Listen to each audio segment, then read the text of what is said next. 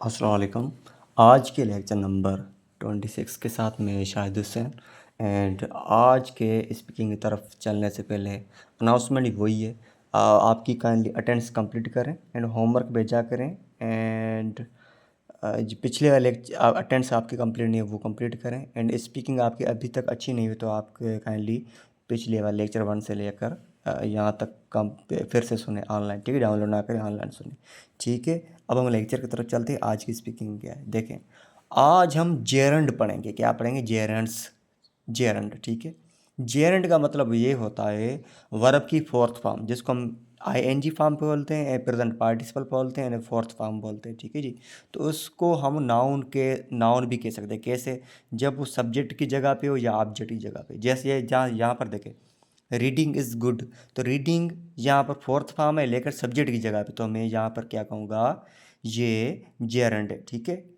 अब सुने, तो इसका काम क्या है, कैसे सेंस में आएगा, तो मैं आपको बताता हूँ। नेक्स्ट एग्जांपल सुन लें।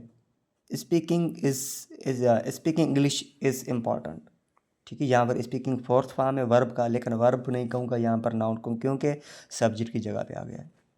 तो याद रखें, जब हम आईएनजी फॉर्म वर्ब के साथ लगाते हैं तो उसको नाउन मतलब कि इसम के तौर पर इस्तेमाल करते हैं, तो हम उसको क्या कहेंगे? जेरंड। जब वर्ब का फोर्थ फॉर्म वर्ब नाउन का काम कर रहा है तो उसको हम कहते हैं जेरंड। तो स्पीकिंग कैसे बोल, जैसे मैं बोलूँ अंग्रेज़ी बोलना ज़रूरी है, यहाँ पर बोलना आ गया, बोलना, तो बोलने क्या कहते हैं? स्पीकिंग। तो यहाँ पर सब्जेक्ट का काम कर रहा है ना, तो हम बोलूँगा, स्पीक नहीं बोलूँगा, स्पीकिंग बोलूँगा। तो यहाँ पर आपके सेंटेंस कैसे बनाओगे? जैसे देखिए, वर्ब की फोर्थ फॉर्म, जहाँ पर जैसे स्पीक तो स्पीकिंग होगा, उसके बाद इज़ या आर लगाना है, ठीक है। ज़्यादातर इज़ लगाते हैं, ठीक है। तो उसके बाद एडजेक्टिव लगा लें, या नाउन हो नाउन लगा लें, जो भी हो।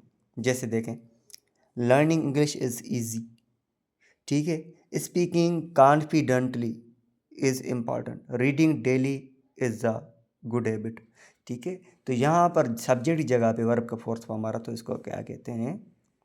जेरंड, ठीक है। अब मैंने आपको उर्दू इंग्लिश दोनों समझा लिया, इंग्लिश की ग्रामर भी सिखा ली, ठीक है। अब घबराने की ज़रूरत नहीं है। अब देखिए, नेक्स्ट क्वेश्चन हमारा क्या है। दो वर्ड्स हैं, इसका मुझे आप अपने सेंटेंस बनाकर उसका होमवर्क भेजा करें, साथ साथ में स्पीकिंग बोला करें और डेली यूज़ भी किया करें, ठीक है। फिर आपको रट्टा लगाने की ज़रूरत नहीं पड़ेगी। यहाँ पर देखिए, आज के दो वर्ड हैं, fluency, consistency.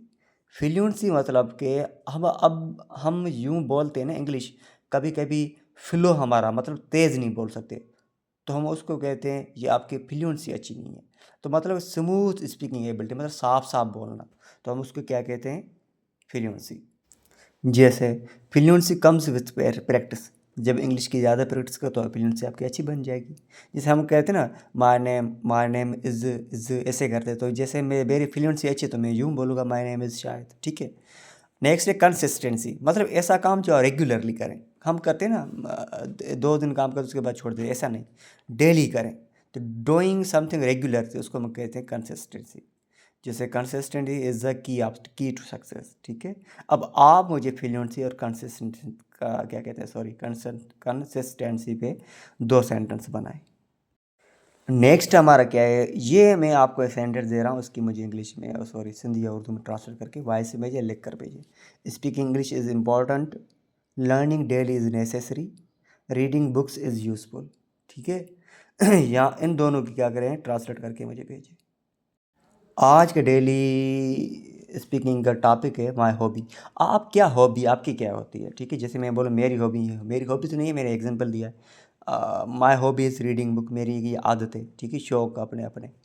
I enjoy learning new things, it makes me happy. अब आप अपने शौक के बारे में मुझे बताएं, आप में क्या क्या है, ठीक है जी। इंग्लिश में, इंग्लिश गलत तो खैर है। अब मैं क्वेश्चन दे रहा हूँ, आप मुझे इसका इंग्लिश में ट्रांसलेट करके उसे आंसर दें। Is learning English easy for you?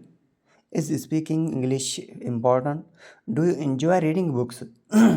Is practice daily helpful? What hobby do you like? अब मैं इसकी सेंटेंस दे रहा हूँ होमवर्क, इसका मुझे इंग्लिश में बताएं, ठीक है।